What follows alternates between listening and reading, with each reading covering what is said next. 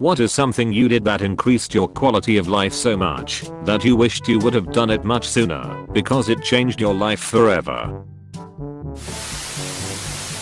Learning to always keep my keys in the same place. Please teach my GF this.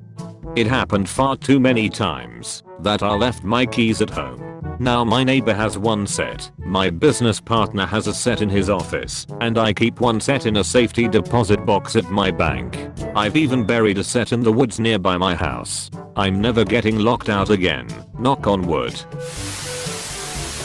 If someone asks me to do something, and it will take me 5 minutes or less to do it, I'll do it immediately. It doesn't sound like a lot, but I never realized how much stuff I put off until later, and then promptly forgot about. Also, once you've done one 5-minute task, it's easier to just go and do the next. I became much more productive and saved myself a lot of time and effort at the same time. The 5-minute rule is awesome. I've already incorporated this into my lovemaking. Honestly, shaving my head. As someone who started losing hair at age 20, had the old monk bald spot by 23, and horseshoe by 25, it took me until 29 to say fuck it, I'm shaving. I have a lot more confidence and have gotten compliments BC of it. Edit. Thanks for the silver. This really blew up. I'll try to respond to any questions as I have time. Thanks everyone. Edit 2. OMG, thanks for the gold. Hairless pays off again lol. Edit 3. Holy cow, thanks for the plats. I never knew so many people had the same issues. Kubal Club is here guys. This is huge. Taking control of your look is much more commanding than trying to salvage a bad situation. I'm glad you found what works for you. I had a decayed wisdom tooth with an exposed nerve, and I lived with it for 10 years when I didn't have dental or disposable income. My life changed the day I had it pulled. If there's something wrong with your teeth, find a way to get it taken care of. I spent a decade in pain whenever I drank something cold or chewed on the left side of my mouth, and I could have had it corrected much sooner if I'd had my act together.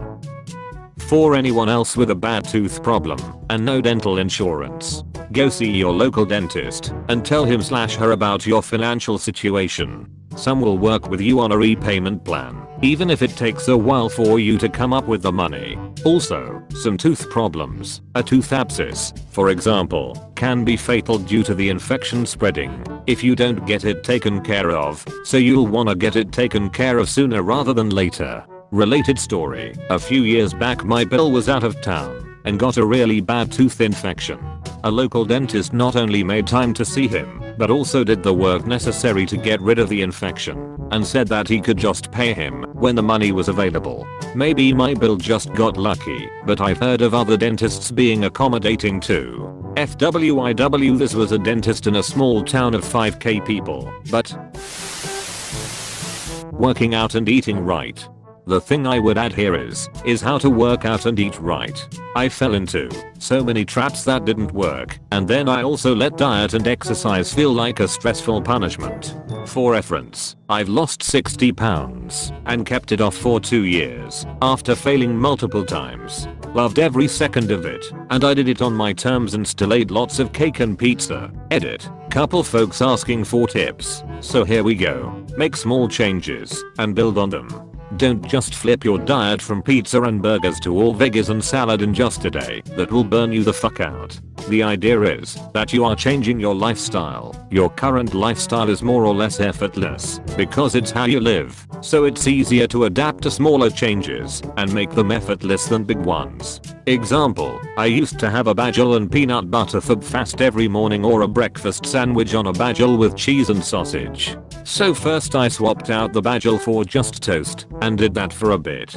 Then cheese off the sandwich. After almost a year I was just eating plain Greek yogurt with some protein powder and love it. Example, same with gym. I started out going 2 to 3 times a week, working out 30 to 45 minutes. As I became more efficient at getting there and adjusting my schedule to the gym, I started going more and staying longer. I now work out 6 days a week for 75 minutes, 20 minutes cardio, 55 minutes lifting. Forgive yourself, you will fuck up. There were days where I felt too weak to go to the gym, or I gave in and ate some extra cookies and felt like I needed to make up for it the next day. No. If you fuck up one day, just let it slide and keep going. Don't try to make it up the next day. That's punishment. Progress is progress. No matter how slow, you are improving.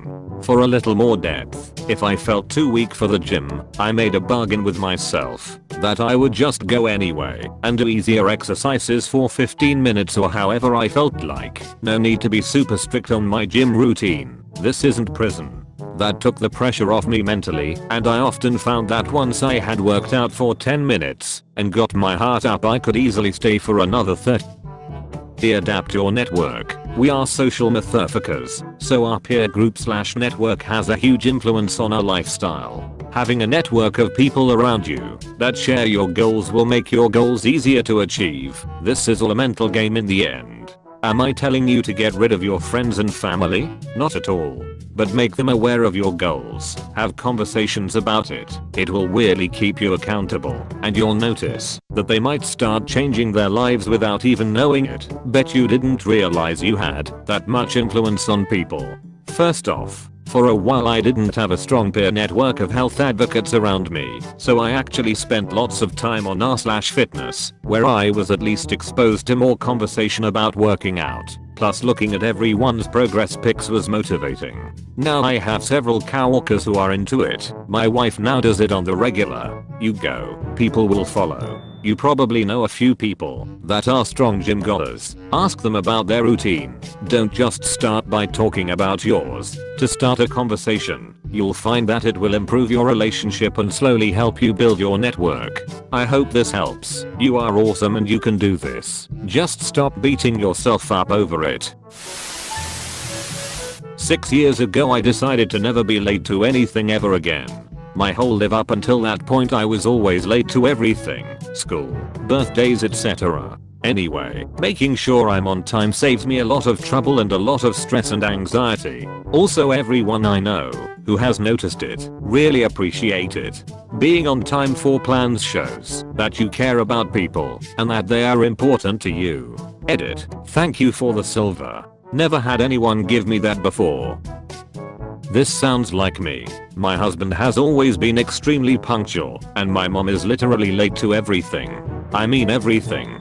When we got married, he was annoyed at first. Then one day, he sat me down and explained that he'd realized I never had the tools I needed to be on time. He had tons of advice, and I took all of it. I started out by writing down what I needed to do before leaving the house and estimating how much time each task would take. After doing that for a few months, making adjustments here and there, it really clicked. Now I'm always on time too. I stopped writing down the lists about 8 years ago. Making decisions based on what I really want, not on what I think others want or expect of me. It was always so easy to put others' needs first because it meant that I never had to take the trouble to figure out what I really wanted or to negotiate with others to get it. Just go along with everyone else. That's easy and makes you likable. But it doesn't make you happy because it means your needs are often not being met. The real turning point for me was the realization that wanting something does not instantly equate to a decision to go out and get it. Verbalizing a desire is not tantamount to forcing your will on others. For example, if someone asks you what you want to eat, instead of saying oh whatever you want, I don't mind, there's nothing wrong with stating your preference, saying that you're open to other ideas, and entering into a negotiation to find some common ground. People actually appreciate you being clear about what you want. It makes things easier for everyone. For bigger stuff, once you realize you want something, sit with it for a bit. Then ask yourself, how moral do I think my desire is? Can I proceed without damaging my integrity? What are the practical/other ramifications for myself and others? Can you live with whatever decision you make? If you are missing vital information from others, ask them for it to help you decide. Most importantly, don't waste time wondering about whether you're allowed to want something. You do already, so that's that. Just acknowledge the desire, then set about deciding whether you are going to go out and get it. That way, even if you decide not to, you'll know what the desire is and why you're not fulfilling it, rather than shutting it down automatically at the source. I'm so much happier now. Thanks for watching. If you enjoyed, leave a like. Come back tomorrow for more videos. Subscribe to become cheese.